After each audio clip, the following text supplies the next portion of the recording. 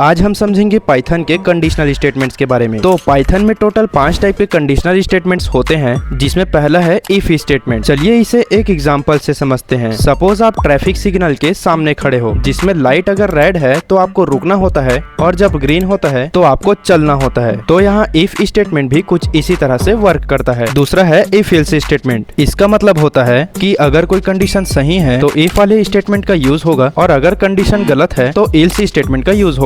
तीसरा है L if statement. इस स्टेटमेंट में 3 कंडीशंस होते हैं, जिसमें अगर पहला कंडीशन सही हो तो प्रोग्राम आगे बढ़ता है। अगर पहला कंडीशन गलत होता है फिर दूसरा कंडीशन चेक होगा। अगर दूसरा कंडीशन भी गलत हुआ तो एल्स वाला कंडीशन एग्जीक्यूट होगा। चौथा है नेस्टेड इफ एल्स कंडीशन। इस कंडीशन के अंदर आप बहुत सारे इफ एल्स कंडीशन यूज कर सकते हो। और पांचवा है कंडीशनल एक्सप्रेशन। इस कंडीशन का हम तब यूज करते हैं जब हमें इफ एल्स के कंडीशन को सिर्फ एक लाइन में लिखना हो। सो आई होप कि आपको ये सभी कंडीशन समझ में आए होंगे। अगर आप इस टॉपिक में डिटेल वीडियो चाहते हैं तो कमेंट सेक्शन में यस लिखिएगा। और ऐसे ही एआई और पाइथन से रिलेटेड और भी इन्फॉर्मेशन पाने के लिए हमारे चैनल को सब्सक्राइब करें और इंस्टाग्राम में हमारे पेज को फॉलो करें।